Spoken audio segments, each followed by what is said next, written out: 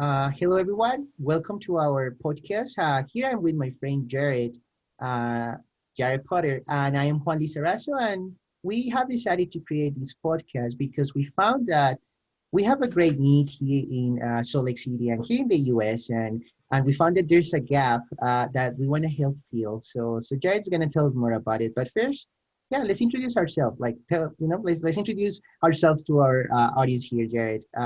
Why don't you go ahead and start? Sure. My name is Jared Potter. I have a passion for software. One of my favorite things to do is be able to take certain complex problems, break them into the little individual parts, solve each individual part, and kind of put it back together and have a kind of complete solution there. I've been building software for about the last 10 years, professionally for the last 5 years, and most recently I've been teaching a coding boot camp here in the Valley, which has been a very exciting process because I've been discovering my teaching legs and I really enjoy that process. So I feel like I have a certain insight into, where boot campers are coming from and what are some of the struggles that they face. Juan also teaches at a coding boot camp, and I'll let him introduce himself. Yeah. So I teach online on udemy.com. I have one of the highest rated classes there on unit testing JavaScript. You can find me there if you type my name. I also teach online for a bootcamp that is out of New York, but it's online. So I have students from all over the US. So those are live sessions. I'm also a software engineer. I've been doing this for a long time. I started when I was a kid, but professionally, probably it's been maybe 12, 13 years, I think. Well, I started making money of this when I was like 16, but I wouldn't consider that like a professional software engineer because there were so many things I didn't know at the time. And what Jared says is that we both are friends, but we both also share a lot of the same values. We teach people how to become software engineers, right? And we identify this need where we find that the bootcamp graduates, like our own students, once they finish their program, they're not ready for the market. Especially here, we're in Utah, so we're in Salt Lake City, Utah, but just in general in the US, I find that our students, they just they're not ready to get a job. I mean, they're ready, they can apply, but when they go and interview, they have a hard time. I have had students that after 2, 3, 4, 6 months, they've landed their first job.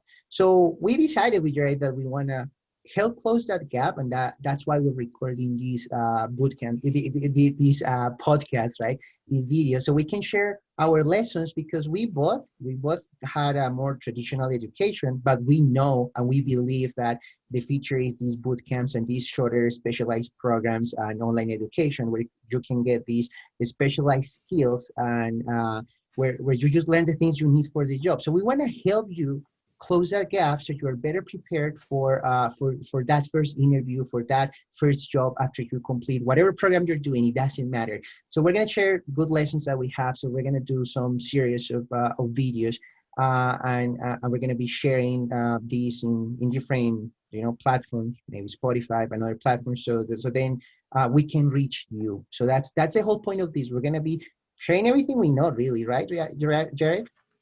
Yeah, absolutely. Well, why don't we just go ahead and jump right in here? I think one of the biggest struggles with a coding boot camp is that there has been such a growth of different coding boot camps. Here in the Salt Lake Valley, I know that we have a half dozen coding boot camps, and many of them have multiple locations. But even across the United States and the world, there's numerous boot camps online that are being taught. So for this reason, a lot of students from usually other careers are coming into this career trying to make it work. But they perhaps lack how to distinguish themselves from the other students that are going through this exact same process. Most of these boot camps are teaching full stack, web development. How do we distinguish ourselves such that we're not just in a pile of resumes and we immediately get thrown away? So it's going to be some of what we're going to be talking about today.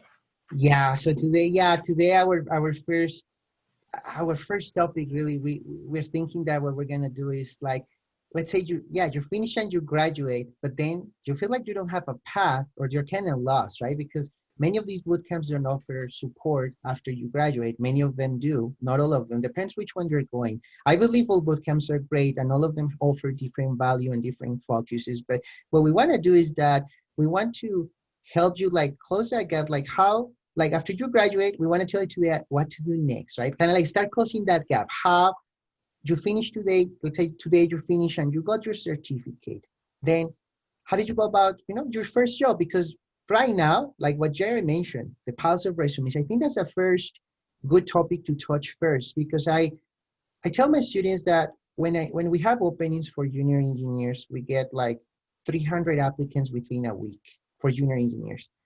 And I guarantee you, I don't go through 300 resumes. I don't have time for that, right? It's like you have usually a recruiter or hiring manager, not hiring manager, a recruiter that just goes through all of them, right? And they don't even have time for that. So how do you stand out? So when you get screened out, how did you get that? So what are your thoughts on that, Jared, about the resume? Like based on your experience, what do you think should be like the key points that a good recent graduate should have on their resume? And then let's start the discussion there. What are your thoughts there? Yeah, definitely. There's like a lot of very general rules about resumes that I do recommend that students continue to follow. One of them being keeping your resume to one page. Don't make it multiple pages. And inside of that one page, when you're talking about the descriptions of your different jobs, try to highlight the accomplishments that you made in those jobs. Try to show how you moved the needle in whatever way you did. And even if you have no coding experience or no IT experience at all, employers still want to see that hard work and dedication of how do you change things. I tell my students all the time, the big part about this industry is it's learning how to learn. How do you more effectively continue to learn? Because you're going to be learning throughout your entire career. And if you're a person who can gain that skill and harness it well, you're going to do really well. But yeah, back to the resume, keeping those descriptions very on point is going to be helpful. Don't overflow your resume with just a bunch of keywords thinking that that's going to do it. But at the same time, those keywords are important for a lot of HR automated systems that basically will filter out your resume if it doesn't match certain keywords. That's a bit of my experience, but Juan, I'd love to hear your no, that's true. Many systems use these automated hiring platforms that they usually even rule out applicants out of the match automatically, especially when there's big companies, large companies that get a lot of applicants there. So one of the key things I think that really help, and one of the things I share with my students is that you should have a cover, like not a cover letter, not a full page, but at the beginning of your resume where you have your name, right? You have your name, maybe your email, that's it. I would say don't put your address. Employers don't care about your address because like if you get hired, and it's an on-site position, right? You'll have to commute to the office. We know that, so we don't care where you live. Don't put that there. You don't need that. Email, important, an easy way to contact you. Phone number is useful in case you are moving forward. And really quick, make sure it's a professional email, right? That actually just has your name in it. Don't use your email that you used when you were 13 years old. Yeah, don't use funny nicknames and stuff, right? Make sure it's a decent email, right? Preferably if it is easy to type, right? If you do a bunch of letters and numbers and crazy stuff, chances are that when we type it, sometimes we get these resumes printed, we're not going to be able to just click a link, right? Because sometimes we have it on paper and we have to type it to send you the email, right? So make sure it's like clear, right? And then it stands out. For the cover letter, I mean, it's not the cover letter, it's like an intro paragraph. I recommend the intro paragraphs that really says, what you specialize in, but not something like seasoned software engineer, blah, blah, because it's kind of like, you're not seasoned, you're just graduating, right? So that doesn't get you there. But key things that can get you there, that I think get you there is, for example, when you put like the different technologies that you work with that that you're good at, right? We know that if you put like one of my piece of advice in this that I always tell my students, the ones I help with the resume, right, is that I tell them, for example, they put 20 things, right? And I ask them like, really, did you know all these 20 things? Because my first impression is that if you list 20 things, is that maybe you are great at 5 and you are really bad or not as great in 15 things. But my first impression is that you're bad at 20 things, right? I want those applicants that are great at 5 things, So try to like limit it. Don't list, if you list an endless list of everything you have ever touched, that I would say trim that list down. For example, let's say, okay, I'm experienced with MySQL, Node.js, Angular, TypeScript, Docker, at some high level. But don't list, for example, if you're in Angular, we know that, NPM, Yarn, Grunt, Bauer. I mean, we don't need you to list each of those. Those four is like the same thing. It's kind of like, okay, you have experience with bundlers or with package managers, so these different things. So it's kind of like, don't make it so granular. Just maybe pick one or the most relevant. Another thing that I like to share with my students is that don't put things that are not relevant. For example, let's say you put, I know, Microsoft Word, Excel, Windows, Linux. We don't care about that. I don't care if you do Word or not. I assume you have to know words because you are coding, right? You know how to use a text editor. So that's my advice there. And keep it short, like that intro paragraph, really, that's the first thing I check when I screen through resumes.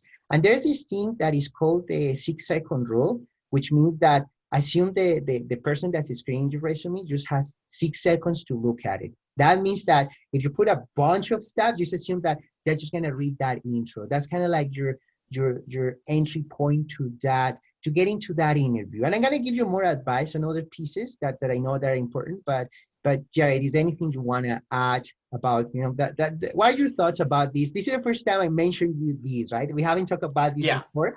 Yeah, so this is an entirely in the moment conversation here, purely organic. So what are your thoughts about this, what I just shared? What do you think about Yeah, no, I think that that's really good to have at, like Juan was saying, at the top of your resume, having some introduction to yourself, what your goal is in the resume, right? What are you trying to look for in the job? I do know that a lot of times cover letters are a different document, and sometimes cover letters are also designed, oftentimes written specifically for a specific company. So it kind of is kind of depend on what you're trying to accomplish with that. Now, what I would say as well, to add to what Juan is saying, if your boot camp does offer some form of career services, don't hesitate to leverage those and use those. A lot of times, that person, the career services individual at a coding boot camp, has helped land a whole bunch of people jobs. So they have real resumes that they can reference and help you design yours to make it, increase your probabilities of getting a job. Now, the resume is definitely one key part of getting a job, but it's certainly not the only part. You could send the world's best resume with the honest credentials you have to 500 companies and maybe only hear back from a few.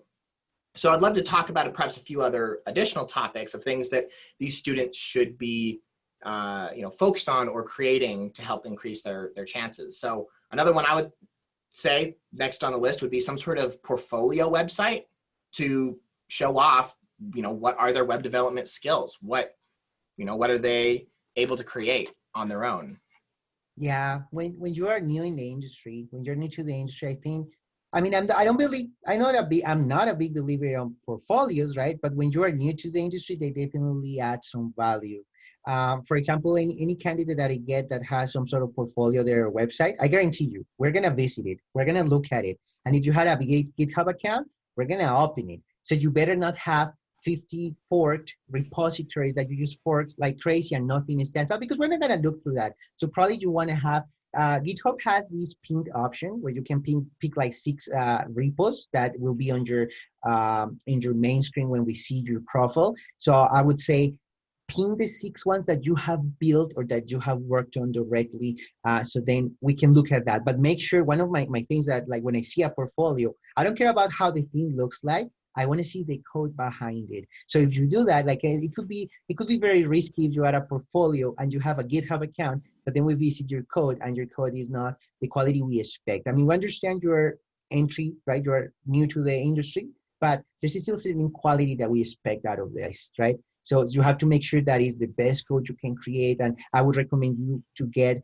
feedback out of from friends that are in the industry, so they can provide you with that. But that would be my thoughts about the portfolio. Like, having a page is good, but if you have like a GitHub account with code, make sure that is your code and that is really amazing. Like, it has to be something great, because if not, it could hurt you, right? If your code, like, we open something and we see like, oh, this is, I don't know, like a hack or something like that. It's kind of like, oh, I don't think that's gonna work, right?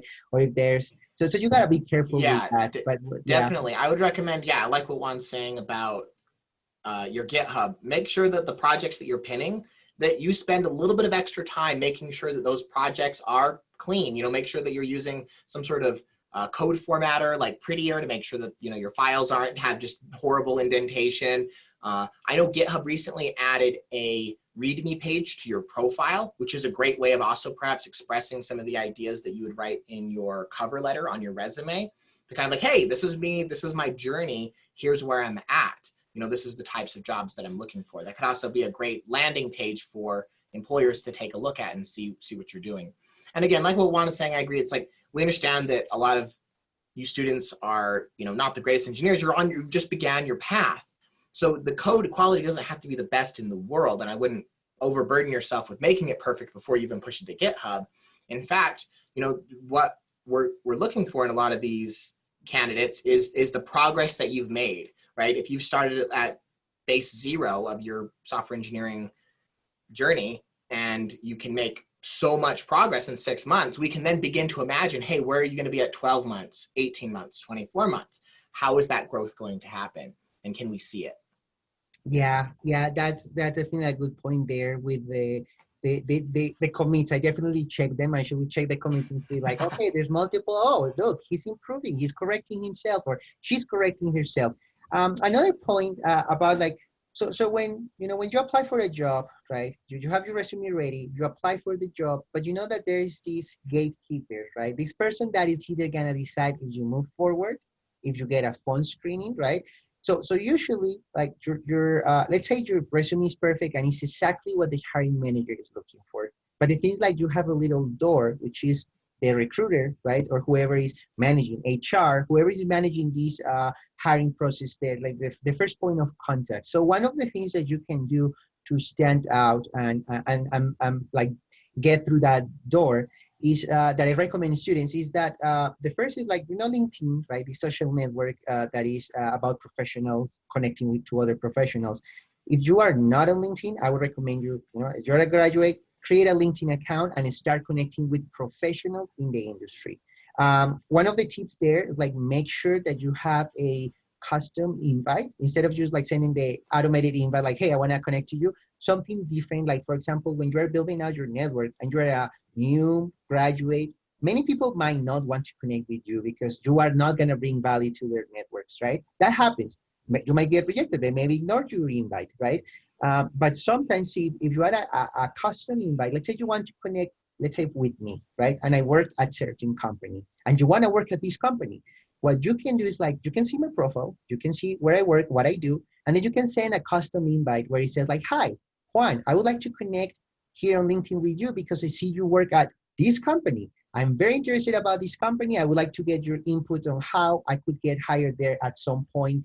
Like, try to create that personal connection with someone that works at the company or someone that is in the industry. Let's say you don't want to work at my company, but you want to connect with me because maybe I can open my network to you. Because that's a very powerful thing about networks. Like, for example, let's say if we're connected and I like your post, my 2,000 connections on LinkedIn are going to see that I like your post. So you're going to be exposed to that. Let's say your post says, for example, hi, I'm a recent graduate and I'm looking for a job.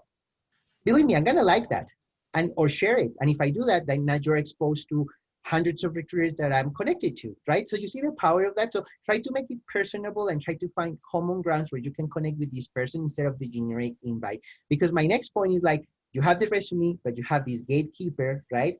But it really depends a lot in who you know within your network to get past that door. So that's kind of like that would be like my next point there, continuing this path from like, we have the resume, right? I mean, we're going to talk more about resume, but like, how do we get to stand out? So let's talk about standing out. Let's talk about standing out more. Like one way for me, Jared, is doing that, like connecting to someone that works there, maybe get feedback like, hey, how did you get hired? How do I get hired, right? What are the key skills? What is the culture like? Like start trying to connect that connection, because if you get that, maybe that person can get your resume in the hands of the hiring manager without having to even go through the people that are applying through the platform, the other 200 people. Immediately you are like standing out that way. So that would be another trick that you can apply that is very powerful.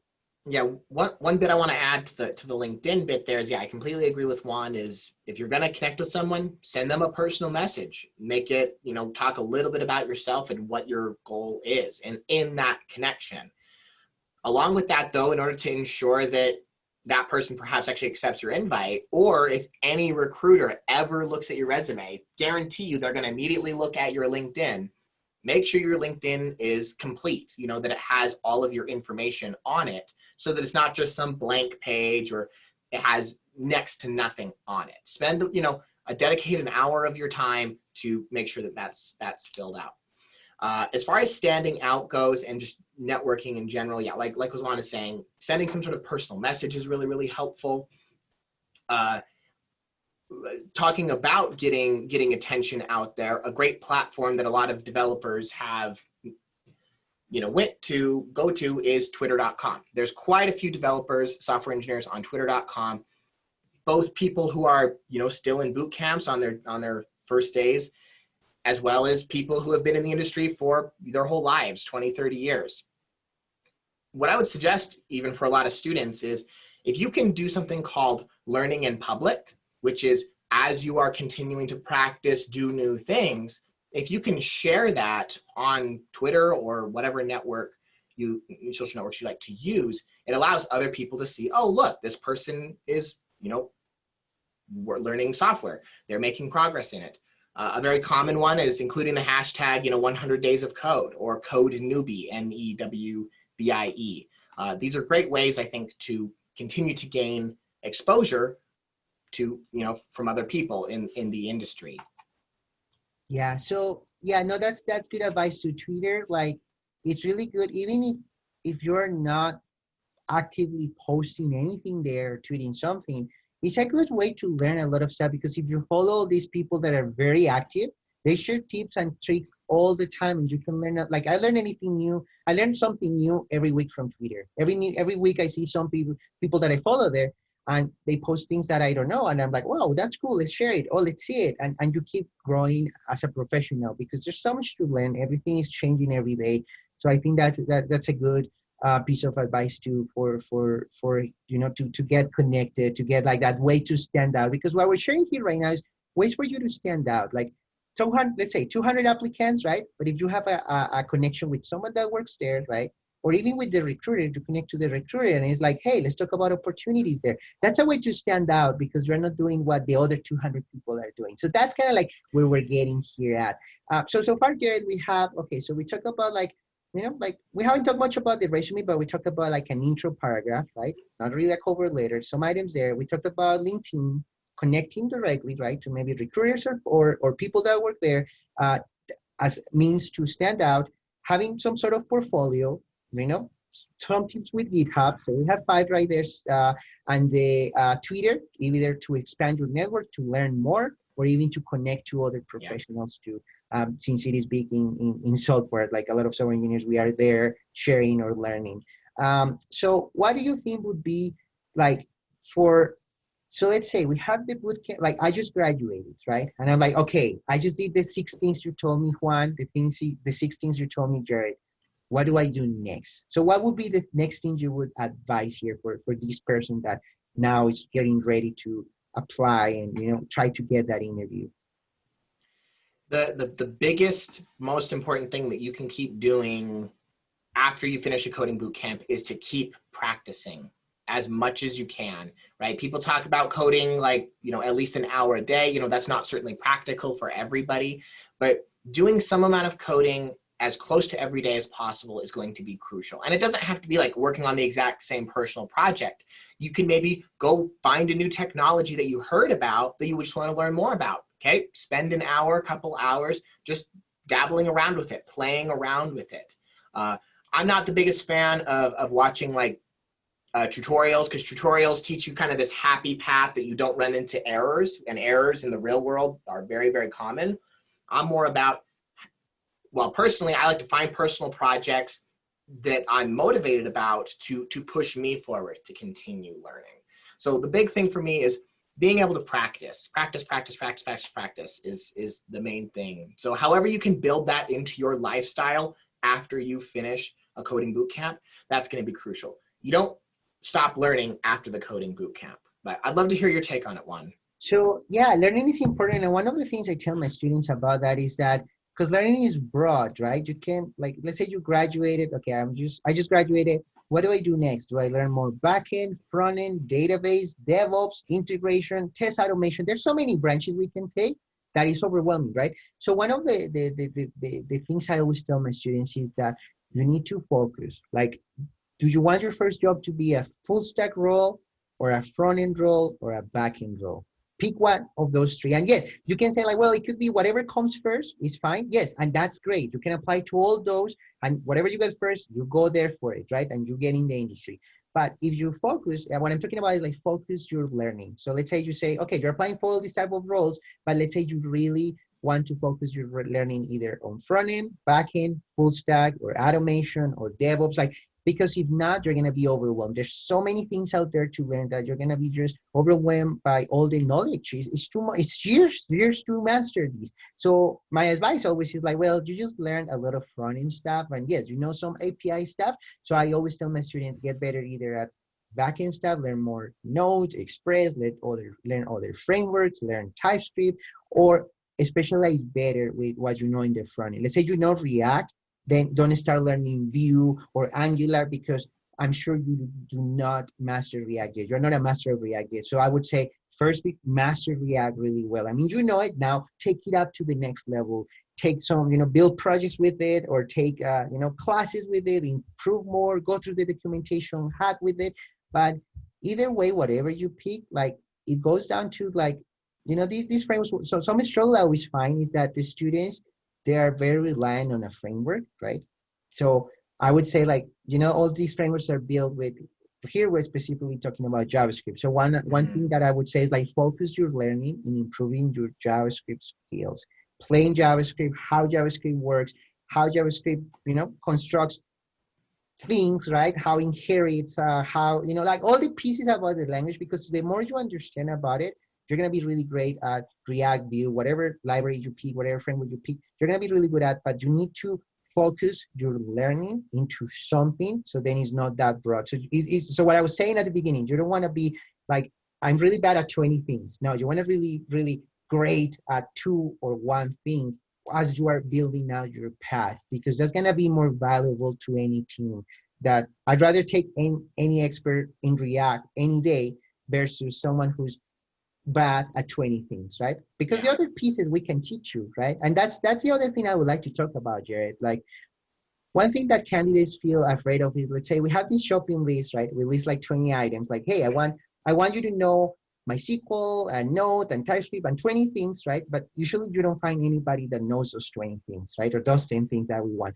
So my next piece of advice also is like, don't feel afraid of applying. Don't restrict yourself from applying because you don't know 5 out of the 10 things they're asking for. Because usually as employers, we're kind of trying to like get someone who knows those 5 things, and then the other 5 will teach you in the job. Like, we're going to train you in the job. So also like, make sure, I mean, we're not going to train you how to do JavaScript. We're going to train you into a better JavaScript engineer, right? But we're not going to teach you JavaScript from scratch. But let's say I'm asking for, you need to know TypeScript and other things, right? And you don't know TypeScript. You can learn TypeScript in the job, and usually that's the reality. You haven't used TypeScript, we can teach you. As long as you know JavaScript really well, that's not going to be a problem. So never restrict yourself. I mean, either apply, and worst case, you get an interview, and worst case, you don't get hired, but you learn from that interview. So I would say, like, don't restrict yourself from applying, because the more you apply, the greater the chances that you'll get an interview. But it's very important that you learn from it, right? That you take notes after the interview, you research everything you needed to know. So that would be kind of like my advice about focus your learning, right, into some specialized segment. That would be the takeaway from that. I completely agree. Just like Juan said, I think focus your learning on a certain area that you want to ideally be. And even if you don't know that you want to be there forever, that's fine, right? Plenty of engineers can pivot to front end, back end, whatever. But yeah, being focused in on a particular area can be helpful, especially when you get to the interview. If you can know the core topics, HTML, JavaScript, CSS really well, then you're going to have a much better chance of getting that job. And also what Juan said, JavaScript is so foundational on front-end development.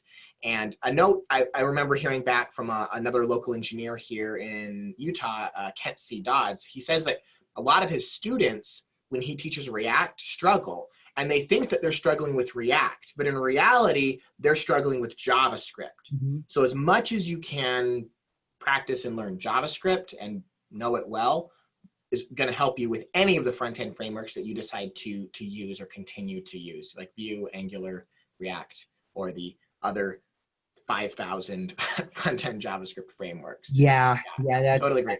And also, really quick, the other bit is,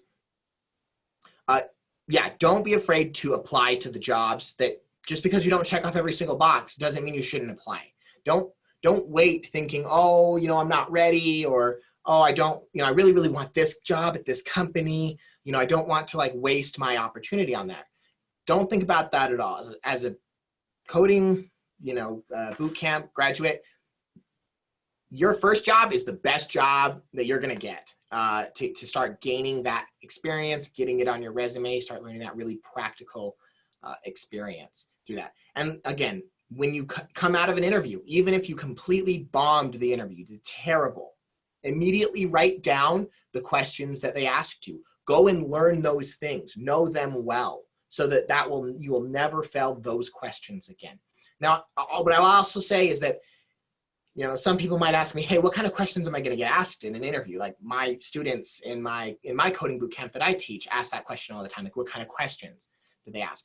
And I try to sprinkle this throughout my course of like different questions that I've been asked, but it really is quite variable on what questions a hiring manager or a set of engineers are going to ask you. So it's hard to know what's going to be asked. So you kind of just have to practice a lot of different topics to be ready. But again, even if you don't, do well in an interview. Those are some of those powerful learning experiences you can have. Yeah. And I'm thinking like probably in our next episode, we can just talk a lot about just this specific interview itself, right? Like we're talking about resume. So I'm thinking like in our next episode, we can just focus on just the interview part. So you listening out there, don't worry about us not sharing more about the interview, right? This is just our first episode. We're sharing like just, like you graduated, how did you get the interview, right? Then we'll talk about the interview itself, what to look for, what to learn, what to do, what not to do, all these other different things. But I want to take a moment to take a little pause here. And I just want to ask you, listening out there, like whoever you are, like if you like what you have heard so far, because we're testing here the waters, Yara and I are testing the waters here. If you really like what you're hearing here, it would show us great support if you follow us on Twitter. Maybe if you tweet about us and tell us like, hey, I really like what you're doing. Please do more of these, because that will motivate us to just keep creating more content. I specialize for you for the bootcamp graduate, that is ready to land their first job, but doesn't know how to go about it. So we want to provide you with that support, but we want to hear from you. We want to hear your feedback. So what I'm going to do now, I'm just going to share my screen here for a moment. And I'm going to just share here. And if you're listening this on just a stream device, I'm going to spell it out for you. But Jared's Twitter is well, you can share your Twitter.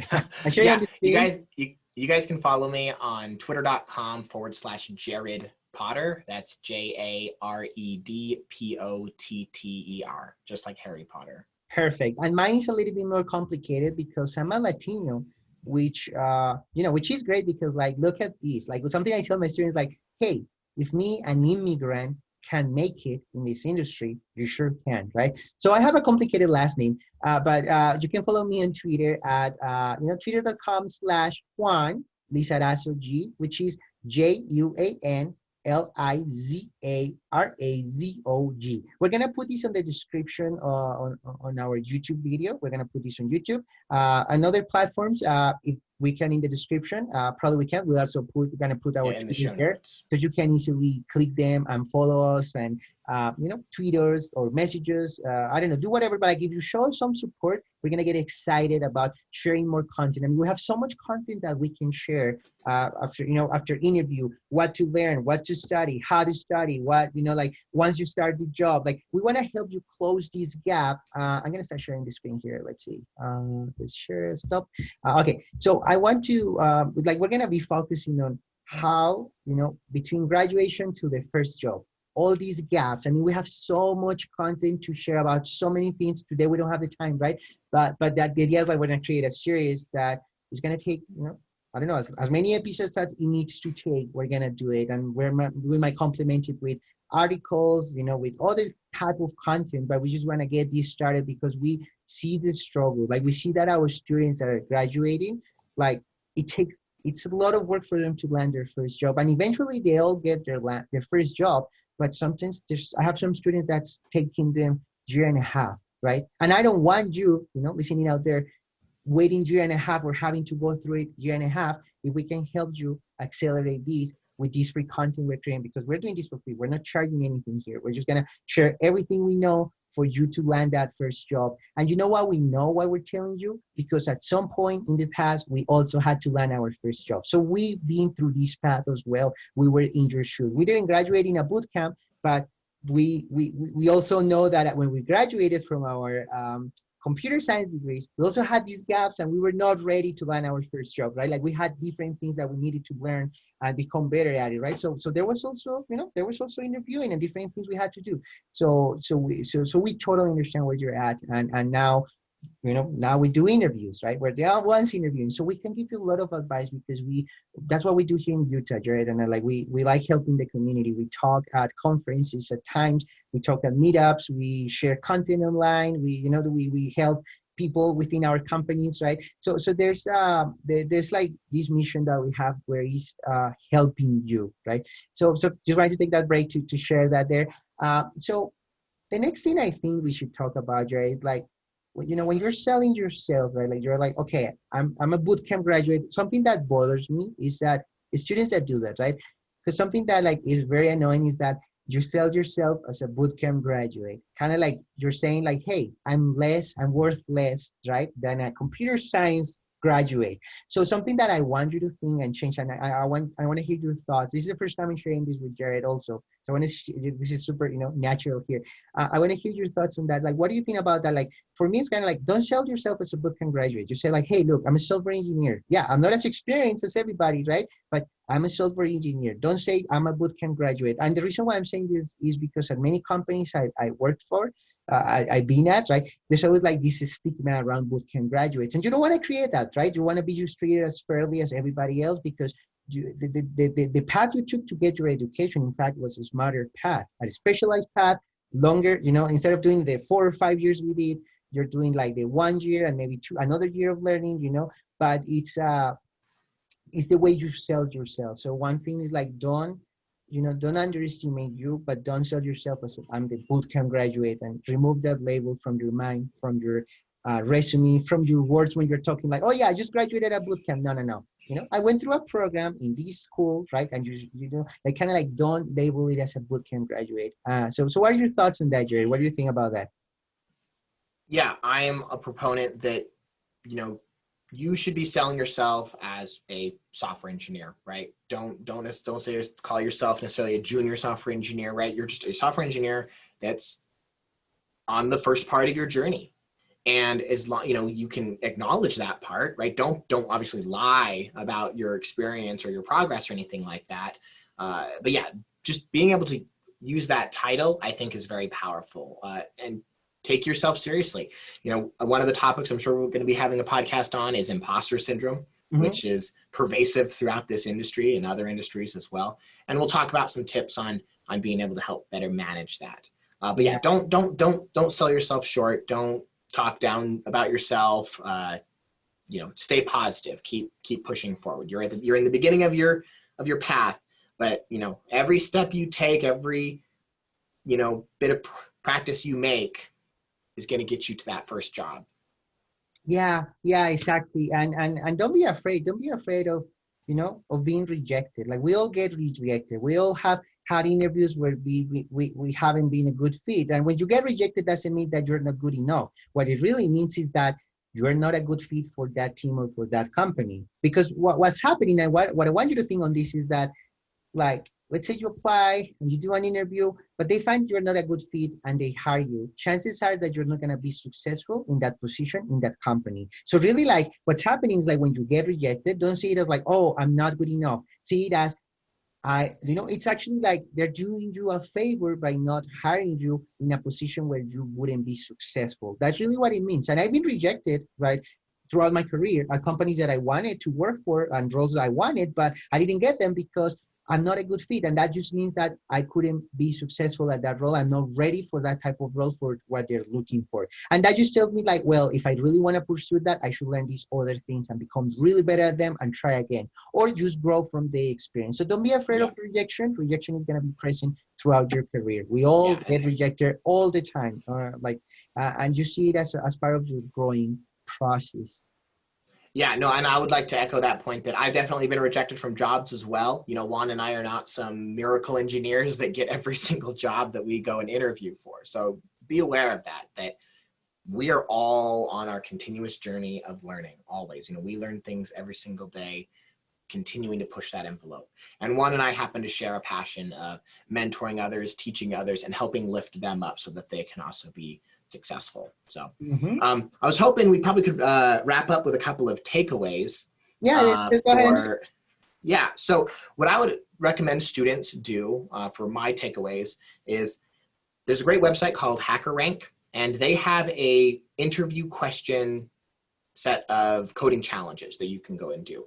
And I believe the first 4 or 5 of them focus on the most common types of interview questions you might get. You know, string manipulation, how to deal with arrays, filtering, sorting, a lot of those general topics. I would just go and start doing some of those. And also what I'd say is just because it says easy or medium and you're struggling with it, that doesn't mean that you're stupid or that, that you just don't, that you're not good at it, but that, there's times where I struggle with some of the ones that are marked easy. And it's just sometimes having a difficulty understanding what the question is. But I would recommend students go and practice some of those coding challenges as my point to take away. How did you spell the website? It's HackerRank, HackerRank.com. Yep, .com. Okay. Yeah. One thought on that is like, sometimes I do some of those exercises and they say like, it takes 5 minutes and it takes me 25 minutes. So when you see that, like 5 minutes, don't believe that. I mean, sometimes you take longer to solve those problems. No, that's a good one. There's a lot of sites like that. I like Code Wars, and there's other ones. I mean, there's so many ones to practice, interview practice. Just Google interview practice questions, JavaScript, and you'll find a bunch of websites. Find the one that works for you, the one that you like. I always recommend Udemy since I'm on Udemy. So in Udemy, there's a class by Stephen Grider, which is the JavaScript interview bootcamp or something like that. And he has like 6 hours or 30 hours of content on just interview questions for JavaScript. And they cover the most common questions. They try for you to solve them. And then if you can, the next video explains how to do it. So like that's another way of learning. If you are, there's different ways of learning, right? Some people like learning like just on their own, right? Some people like to follow tutorials, right? So that's another resource that I would recommend adding to that takeaway from you, Jared. So what else do you have? Well, I'm gonna keep the students waiting for the next podcast to continue to have takeaways. But okay, awesome. No, this has been a great conversation. Yeah, we look forward to seeing everyone next episode. Yeah. For me, like takeaways, I mean, I just shared I summarized during the podcast the 6 items we covered. So just follow with them. We're gonna add more to that. We're gonna help you out with more things on that process. But yeah, no, this was really good. So I hope you enjoyed it, and we'll see you in our next episode. We'll probably tweet about it. So follow us on Twitter if you want to learn more. Yeah. Okay. See you guys next time.